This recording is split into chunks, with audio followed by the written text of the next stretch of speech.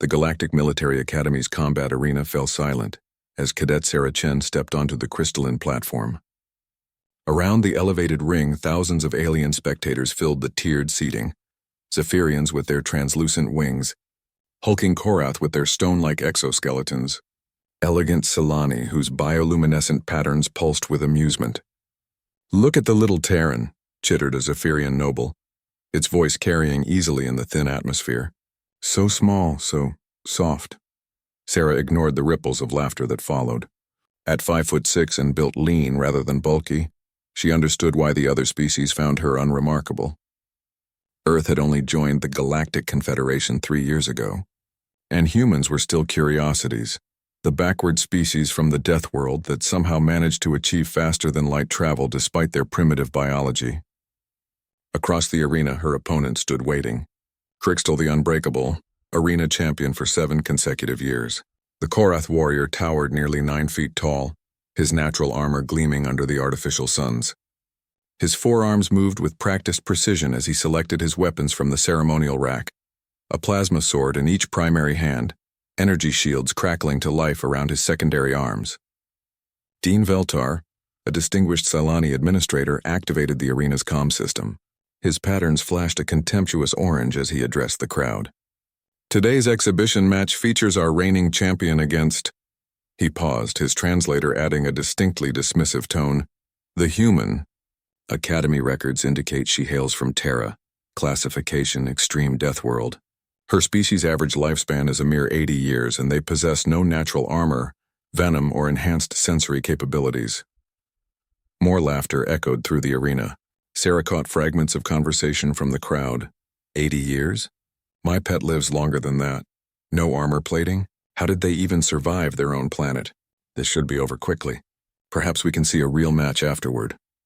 Sarah stepped to her equipment rack, her movements economical and precise. While Crixtal had chosen 4 weapons, she selected only 2. A simple titanium combat knife and what appeared to be a primitive projectile weapon.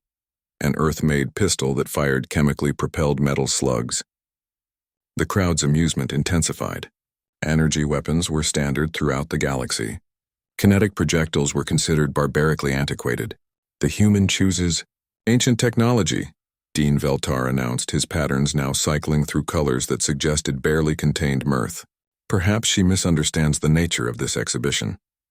From the Academy faculty section, Professor Thane, one of the few who had studied human combat recordings, leaned forward with interest. The old warrior had seen something in the Terran military files that disturbed him, though he hadn't shared his concerns with his colleagues. The starting chime sounded.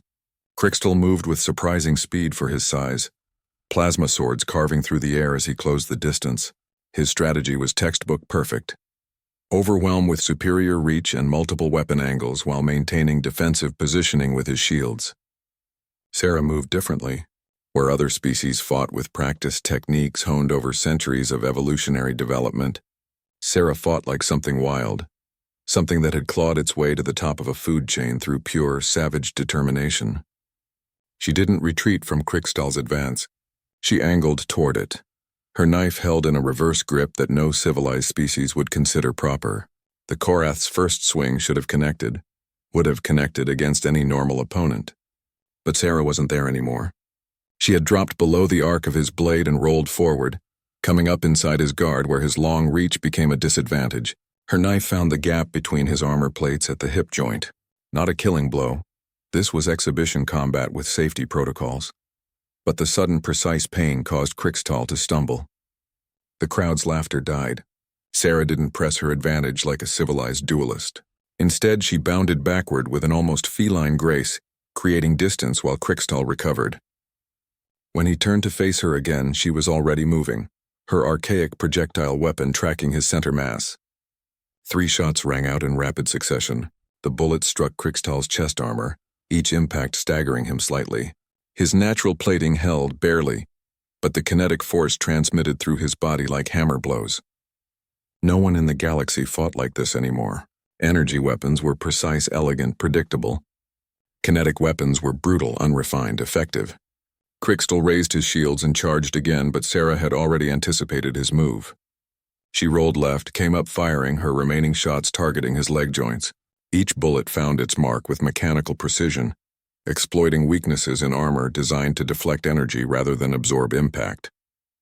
The champion stumbled, went to one knee. Before he could recover, Sarah was moving again, not retreating to a safe distance like any sane combatant, but closing to point-blank range where her smaller size became an advantage. Her final move was almost too fast to follow. She vaulted over Krikstal's lowered guard, landed on his back, and pressed her knife to the vulnerable joint where his neck met his armor. At the same moment, her empty pistol's barrel found the gap between his helmet and chest plate. "Yield," she said quietly, her voice carrying clearly in the sudden silence. For a moment, the arena held its breath. Then Krikstal, warrior of 7 years, champion of the known galaxy, spoke the words no one had expected to hear. "I yield." The silence stretched for another heartbeat before Professor Thane began to clap. Slowly, deliberately.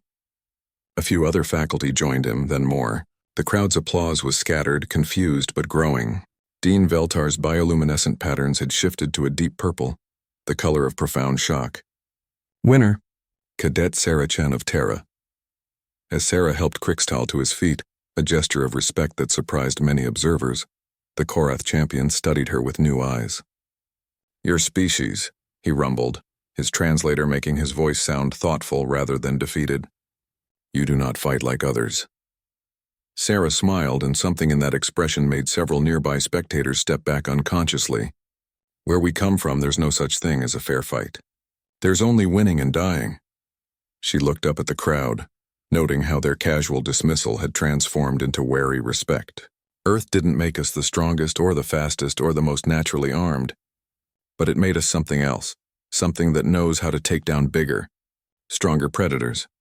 As she walked toward the arena exit, Professor Thane made a mental note to recommend immediate revision of the Academy's combat curriculum. The galaxy had spent millennia perfecting the art of civilized warfare. They had forgotten that some species had never had the luxury of being civilized. The human cadet disappeared through the exit tunnel, leaving behind an arena full of beings who were just beginning to understand what it truly meant to be from a death world and why the species that had crawled up from the bottom of such a hellish evolutionary ladder might be far more dangerous than anyone had imagined. In the faculty box, Professor Thane turned to his colleague. "Perhaps," he said quietly, "we should reconsider our initial assessment of human military potential." The revolution in galactic combat doctrine would begin the next day. But in that moment, as the crowd slowly filed out in thoughtful silence, everyone understood one simple truth. Never mock the Death World cadet.